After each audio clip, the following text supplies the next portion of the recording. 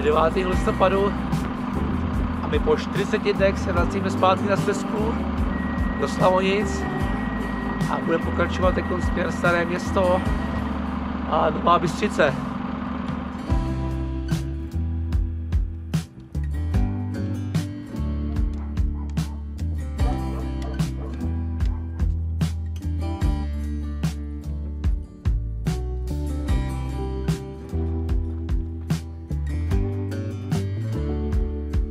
Nám to trochu mrzne tady. To bude zítra krásný ráno.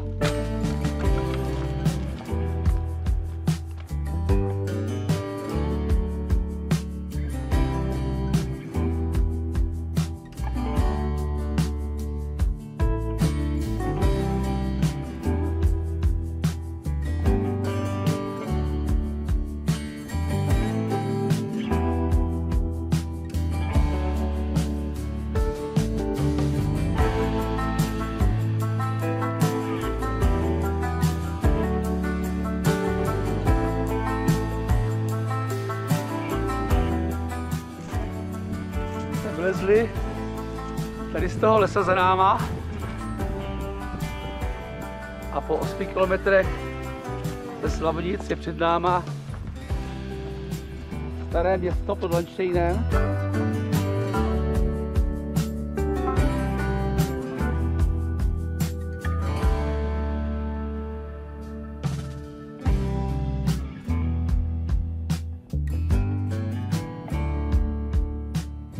Takže ve Starém Městě na náměstí jsme, je tady bohužel jenom krámek, cop. Jsme si nakoupili nějaký pivka a guláš a uděláme si to na Landštejně. Teď se tady vedle restaurace Adria, ale ta funguje jenom v létě.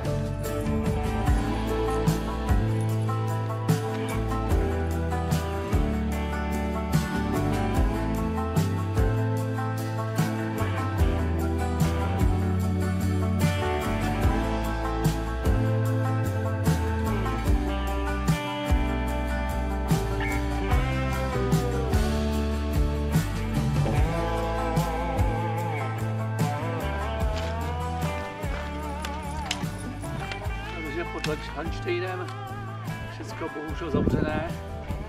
My jsme udělali guláš tadyhle na autobusní zastávce, pivko, jakovka, to byl náš oběd.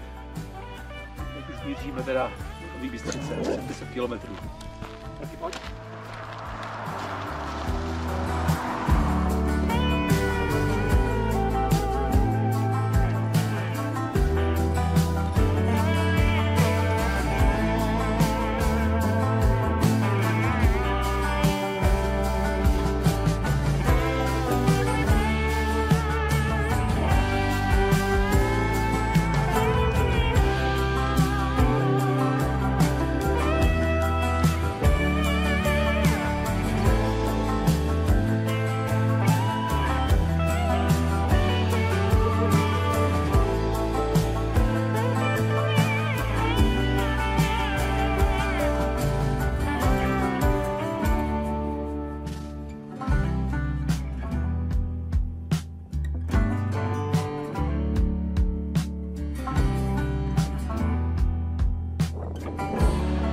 Tak je 5 hodin,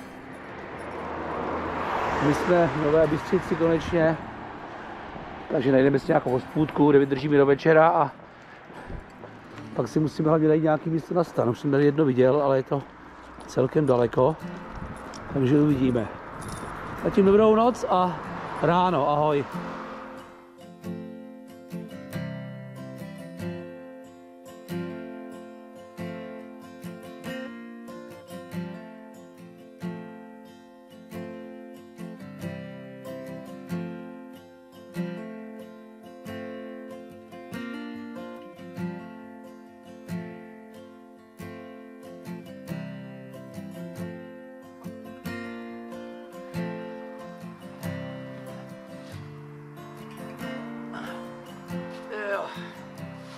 Tak ahoj, dobré ráno.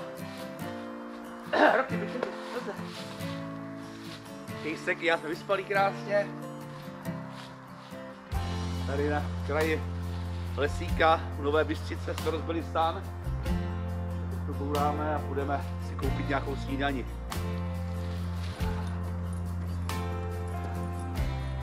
Tak je 8 hodin 20 minut.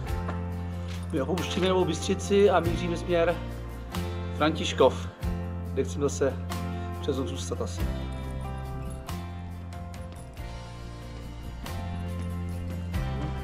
Takhle my si tady hovíme, konečně snídaně. Tady se cítí poličan, ale má on presek má. Baťušku svoji snídaní, veď na? Tak. Dáme si kafíčko, pivečko a budeme pokračovat dále.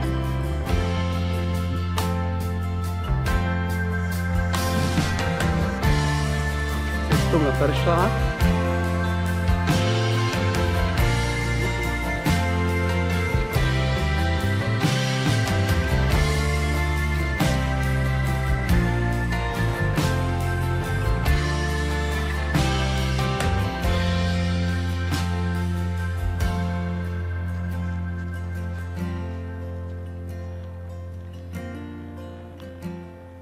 Cesta k nejsevernějšímu bodu Rakouska.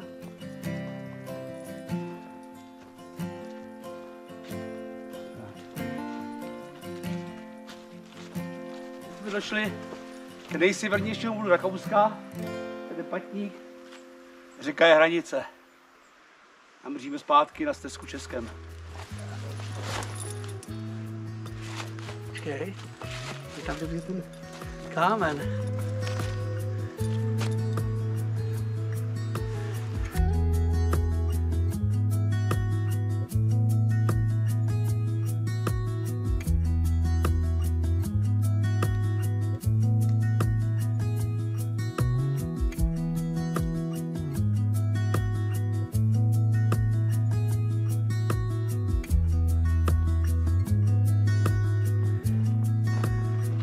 Nějaký přístřešek asi na přespání turistů. No, tak to tady vypadá. Žádný stoleček, jenom slavně se rozdělat karimatku z pacáka spát tady.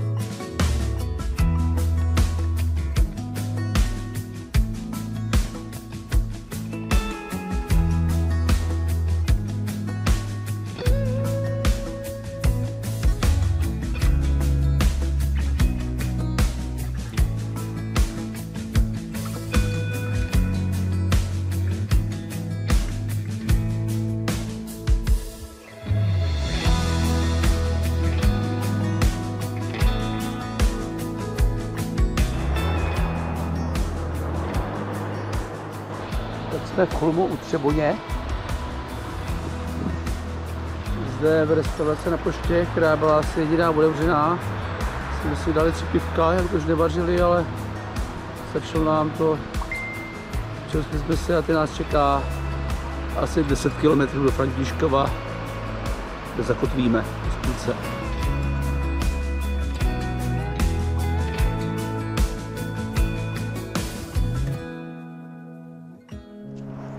Tak toto mi připomíná nejznámější song skupiny Deep Purple.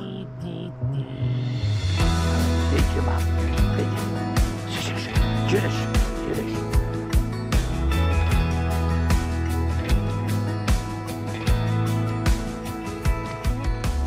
Takže trochu krápe, ale naštěstí nám zbývá nějakých 6 km do Františkova, kde víme, že hospůdka otevřená a tam zůstaneme 10 dní a asi někde za hospodou postavíme stán a ráno vyrazíme směr České Velenice.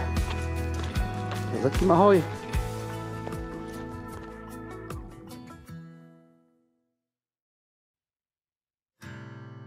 Tak tady jsme se probudili u nějaký pískovny u obce Františkov, kde jsme včera strávili v hospůdce večer.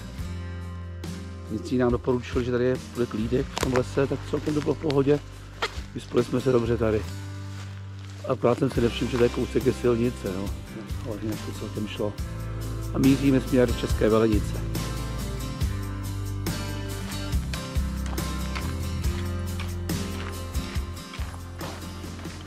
Tady v Rabšachu jsme posnídali a palíme dál, ještě tam máme asi nějakých 19 km.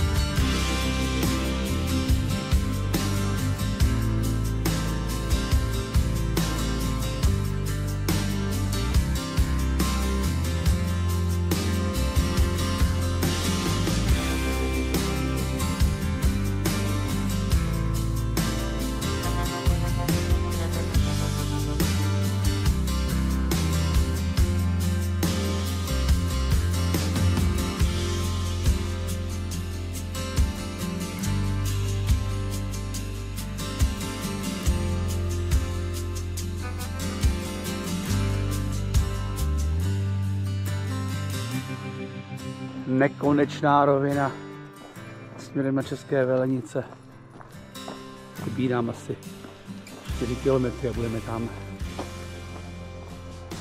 Jelikož tadyhle nalevo je asi pár set metrů rakouská hranice, tak tady vedla dřív železná opona, dráty, tady to hlídali vojáci. Tady v 80. letech tak už jsem dávno mrtvej, si myslím.